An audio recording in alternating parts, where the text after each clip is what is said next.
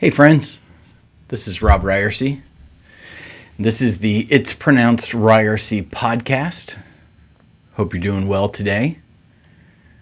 Want to spend some time today finishing up a little mini-series we've been doing on the Trump Republican Playbook. We've been talking about how the Republican Party, and particularly the Trump Republican Party under Donald Trump, though this predates him in a lot of ways, but certainly was something that he kind of took advantage of and exponentially created a number of plays that get run over and over and over again. The playbook are the tactics that Trump and Republicans use in kind of winning political battles against their opponents. We talked about how they have a tendency to create these scenarios that give them some kind of political advantage, and like a coach who will call the same play over and over and over again and keep running it until you can stop us. The Trump Republican playbook has a few plays in it that Trump and his Republican supporters play over and over and over again until their political opponents can stop them. And it's important for us to recognize these plays because then we know what we're dealing with and we can respond to them appropriately and in the right way. You recognize what the play is, and then you have a sense of what your countermeasure is in response. And so we want to look at today an example of a play that gets run by Republicans time and time again. Now, whether you're listening on Facebook Live right now or watching on YouTube or listening on Apple Podcast or Spotify or Google Play, thanks for being along on your 35 minutes of political enlightenment. And my hope is that this will give you a sense of what you see in politics and so you can make sense of it. And rather than just being frustrated by it or banging your head against the wall about it, which I often feel, I often have that response and want to do. But if you can recognize it for what it is, then you know what's happening. And like I said, you can respond in the right way. So today, the page out of the Trump Republican playbook that I want to talk about with you is one that has been around for a long time, but it's certainly one that has continuously grown in recent years, and we see with more and more frequency, and that is the Trump Republican tendency to create boogeymen. Now, a boogeyman is a fictional monster, and there's this whole history throughout cultures across the planet. This is something very common that has come up throughout human development, where people, particularly parents, have tried to scare their children into obedience by creating some kind of fictitious monster that is threatening them. This is the monster hiding in the closet, or the monster under the bed. There's lots of examples. Maybe my favorite is the tradition, the legend of Krampus. Krampus is kind of the bizarro Santa Claus, the one who sneaks in and scares the children and steals their presents and brings all sorts of mischief around. And it's a way of kind of keeping kids well behaved, that if they don't, Christmas won't come, Krampus will instead. And instead of, jolly Saint Nick coming down the chimney, Krampus is going to come instead. And it's this fictitious character that's purely created to scare people and to keep them in line. This is the same thing that we saw in the movie The Village, a really fascinating M. Night Shyamalan movie, where there was this village of people who lived all by themselves in deep in the woods, I think in a Pennsylvania state park, and they had their own practices, their own way of life, cut off from modern society, and the way that they kept people in the village and kept them from leaving was, men in the village would literally dress up as monsters and scare people. And they finally realized, once they realized that the boogeymen were fictitious, and these boogeymen would wear the color red, and so it was like this scary color that nobody in the village wore, or they didn't have at all because it was the color of the boogeymen. It's the same exact type of thing, where the boogeyman is this fictitious character created to scare people. And you know what Trump Republicans do? They create fictitious characters and try to scare people with them. And whether you're watching Sean Hannity or Tucker Carlson, or listening to talk radio, or reading things online, or watching Republican leaders speak or talk or tweet, there's a number of boogeymen that they come back to time and again, scaring people that if we let this happen, then awful things are going to happen. There's kind of this reality, that exists with kids in particular, that we have a tendency to fill the unknown with bad. Like, no kid imagines bunnies under their bed, right? They imagine a monster hiding under their bed because it's unknown. And in the darkness, they don't know what's under there. And so they imagine, they fill it with something bad. And that's what Trump Republicans have done. They have taken people's concern and anxiety about the future, how the country is going to progress and what the future holds for the country, and they have repeatedly said that if we go down this road that our political opponents, the Democrats, want us to go down, we're going to face all of these terrible monsters that are going to wreak havoc on our lives, wreak havoc on our culture, wreak havoc on the country that we once loved. And they take this tendency that human beings have to fill the unknown with bad, and they fill it in with their boogeymen. And it's something that once you recognize, you say, oh, well, like, that's not actually a real thing. It frees you from that fear and allows you to live with greater freedom, which is something the Trump Republicans don't want us to do. They keep they keep these monsters alive to keep people in line, to keep them voting the way they want them to vote, to keep them donating and scared and uptight and nervous about things. And it is, once you kind of pull the mask off, it is utterly ridiculous, and you find there was actually nothing to fear in the first place. So today what I want to do is just kind of walk through a number of examples of boogeymen that Trump Republicans have created that are a part of our political discourse. Some have been around for a long time, others are relatively new, and give you some examples so you can recognize this tendency, so you can see this play unfolding before you, and then respond in the right way. The first one is one that's been around for a long time, really since the 1970s and maybe even before, but it's this idea of baby killers. What Republicans have done on the issue of abortion is, rather than kind of dealing with this as a health issue for women, or a justice issue for marginalized people, or an economic issue for poor folks, instead, Republicans have had this tendency to call names for anyone who supports reproductive rights for women and call them baby killers. I mean, could there be any scarier boogeyman than a baby killer? It is a label that gets slapped on anyone who might suggest that there is another way to think about the issue of abortion rather than their perspective.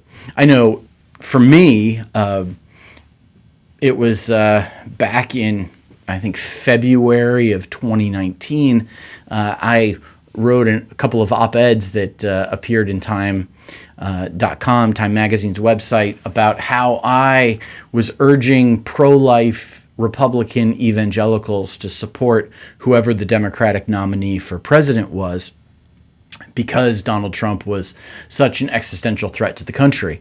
And I specifically talked about the issue of abortion and how Donald Trump had essentially made a deal with the devil, promising Supreme Court justices that would be strict constructionists, something we talked about last week, which is a completely insincere way of talking about things. And I, in response to that, received hundreds of messages, voicemails, emails, letters in the mail, Facebook messages, Twitter DMs, just in every forum you could imagine. I was called a baby killer over and over and over again. There's this kind of shaming approach to this. It says that if you stand up for a woman's reproductive rights, if you stand up for reproductive justice, then you are immediately on the side of baby killers. It is a demonization that is so big and so profound that it's taken root, that is so divided people that you can't even have a conversation about the issue of abortion because this boogeyman exists. This boogeyman is lurking in the shadows, ready to jump out if you broach this subject at all, and it has kept Republican voters in the village and has kept them from looking at things in a different way, and it's completely unfortunate. Another boogeyman that's been created lately, and we've talked about it a lot on this podcast, it's something I am absolutely tired of talking about, but we've had this demonization that has come up with the idea of cancel culture, that cancel culture is this new boogeyman, that, Democrats want to cancel people for their political beliefs, for their speech, for their cultural approach to things. And there's this boogeyman of like, oh no, you're going to get canceled. If you say the wrong thing, if you do the wrong thing, you're going to get canceled. And essentially what Republicans have tried to do is eliminate consequences for speech, consequences for action, consequences for the dumb things they've said and done, and said, oh, no, you can't cancel me for this. Oh, Democrats want to cancel Dr. Seuss. Democrats want to cancel all of these, and it's this boogeyman that comes up that keeps people scared to be able to speak on issues, to talk about things, to express what they're learning, to express the questions that exist, that if you do that, there will be this consequence of cancel culture. Now, as we've talked about in the past, and the hypocrisy of Republicans, the insincerity of Republicans, the way that they project onto others the very thing that they are doing, that's absolutely what they do with cancel culture. Like, they rail against it even while they're canceling people that they disagree with. Remember Liz Cheney, who had the audacity to suggest that Joe Biden won the election in 2020, and she was canceled by, literally removed from Republican leadership as a result of that, lost her positions and her standing because of that. And yet at the same time, the same Republicans who voted to remove Liz Cheney from leadership and canceled her will go on Fox News and rail against cancel culture. It is this scare tactic, this demonization of consequences as a means of keeping people in line. And the Republicans now, they will, even even people who, might not be connected with any of this at all, are scared to death of getting canceled. Cancel culture has become a boogeyman that Republicans are using. And there's another one. It's one that they use all the time now. And it's the boogeyman of socialism. Anybody who thinks differently than conservative Republicans get tagged with socialism. Socialism is the label that gets slapped on anybody regardless of where they're at. I have seen even some of the most moderate Democrats running for office around the country have gotten tagged with the label of socialism. Socialism is this scary thing that's going to ruin the country. It's going to ruin the economy. It's going to end our way of life as a free market capitalist society. And again, there's much projection here, and there's much insincerity here, as we've talked about over the last couple of weeks from the Republican playbook. But socialism is this, dirty word that gets tagged on people to scare people from voting for those who might want to, expand healthcare, make sure the social safety net is in place, want to make sure that people have the basic income they need to live life and survive. And what Republicans have this tendency of doing is they love to provide handouts and giveaways for big corporations and the wealthiest Americans and their corporate donors and all of that. And they won't label any of that socialism. But if you dare suggest that, people need health care, that's socialism. If you dare suggest that that maybe we ought to invest in infrastructure, that's socialism. If you dare suggest that, we ought to expand funding for education and that's socialism. If we are going to extend unemployment benefits for people who have lost their jobs, that's socialism. It's this dirty word that gets thrown around without much real substance behind it. Now, certainly there are those who, love to talk about democratic socialism, and I'm pretty sympathetic to them in a number of ways.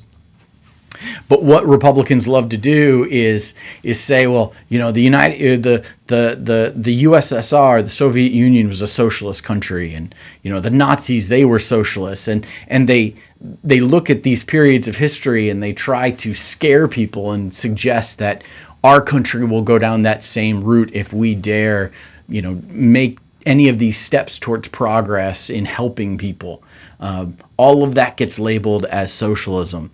And now if, you want to spend anything other than, money for defense, the defense budget, you get tagged as a socialist. And it is a ridiculous thing that happens.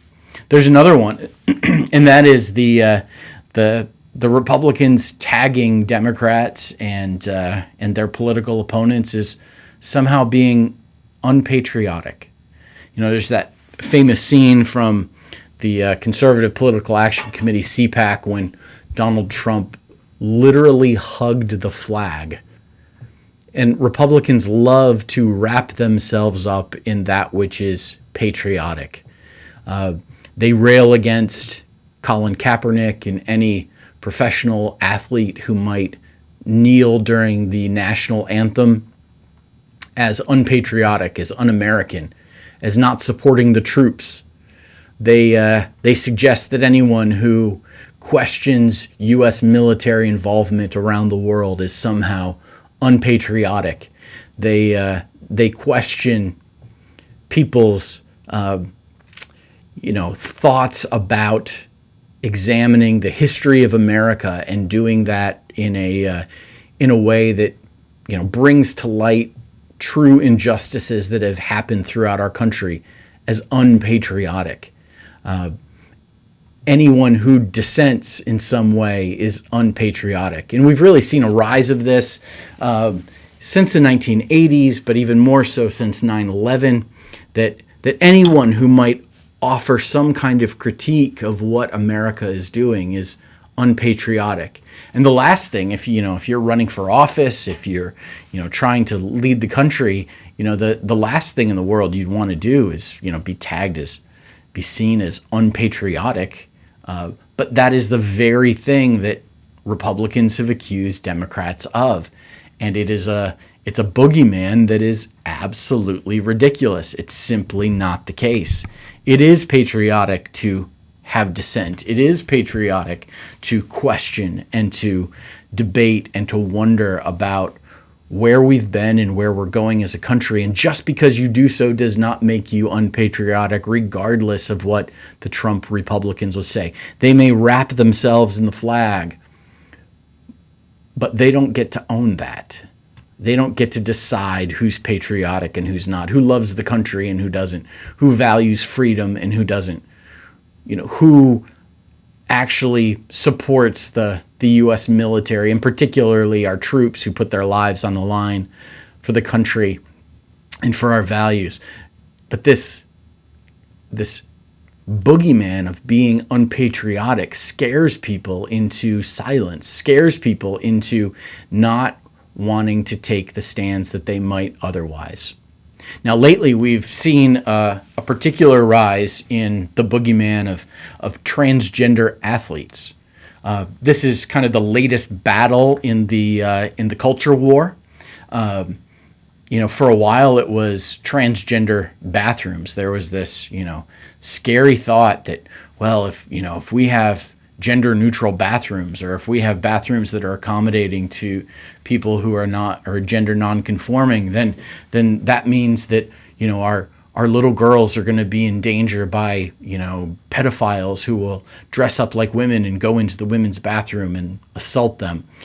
Now, the reality is that so many Republican and conservative leaders have been legally accused of pedophilia, but that doesn't matter. It's the scary transgender people that are the ones that are the boogeyman to these Republicans. And lately, with the increasing acceptance in our community, in our society of transgender people, the issue of transgender athletes has come up. And so under the guise of trying to protect little girls and their ability to play soccer and their opportunity to compete in sports, the boogeyman of transgender athletes coming in and stealing all of the opportunities from little girls has come up. And it is absolutely ridiculous. Many states, state that I'm in right now, Arkansas, and other states, Tennessee, Ohio, and others, have passed legislation lately that has, made it illegal for transgender kids to compete in sports, and because there's this terrifying thought that a transgender person might win in a sporting event and take opportunities away from little girls, and so this transgender athlete boogeyman is a new one that has begun. Since this weightlifter in New Zealand, broke some record and is now going to be, I think, competing in the Olympics this summer. It is, you just spend any time flipping the dial on your conservative talk radio, you'll hear conservative leaders, conservative thinkers railing against transgender athletes as if this is the scariest thing that could ever happen to the country. And it is utterly ridiculous. It's a boogeyman. It's not a real problem. In addition to transgender athletes, one of the other really common things that have come up recently is the boogeyman of critical race theory.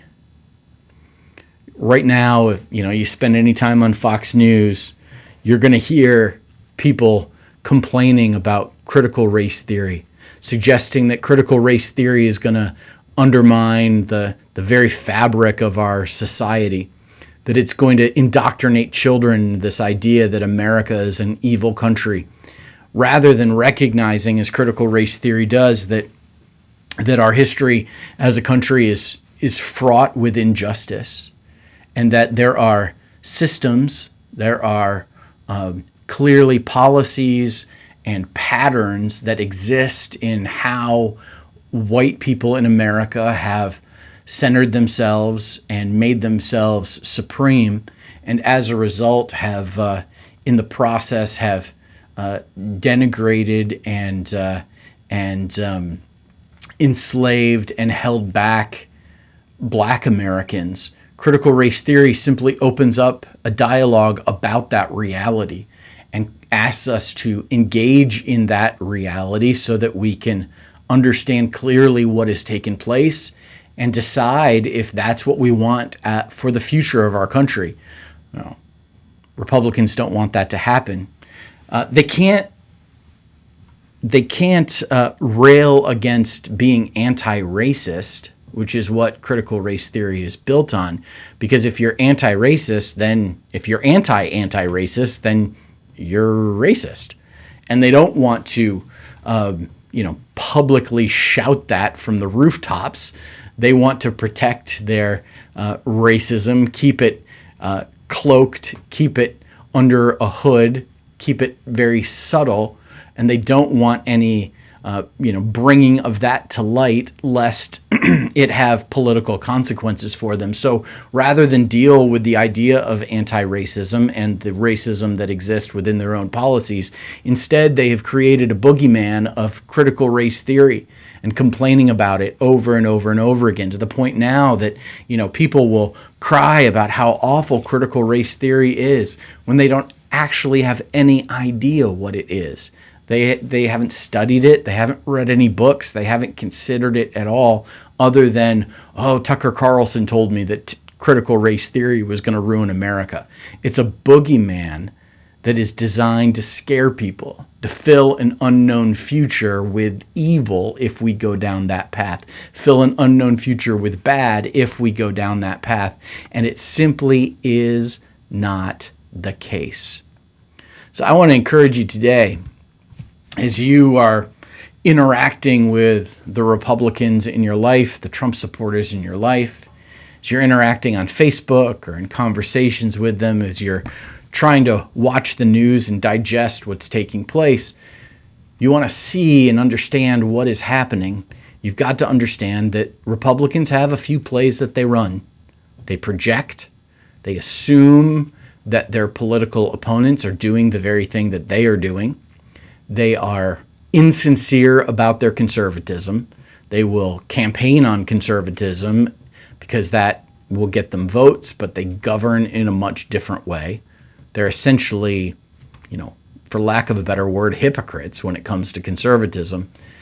And they create boogeymen, scaring people, keeping people afraid as a motivational factor so that they vote and they donate and they support candidates who are going to save them from these scary monsters that don't actually exist. The best thing to do when your kid is scared of a boogeyman, scared of the monster hiding under their bed, is to turn the light on and to realize, that's not a real thing. You got nothing to be afraid of. And all of us who are parents have held our kids at times and reminded them, it's okay. There's nothing to actually be afraid of. And I feel like America needs that right now. We need like this collective mom hug of, listen, it's okay.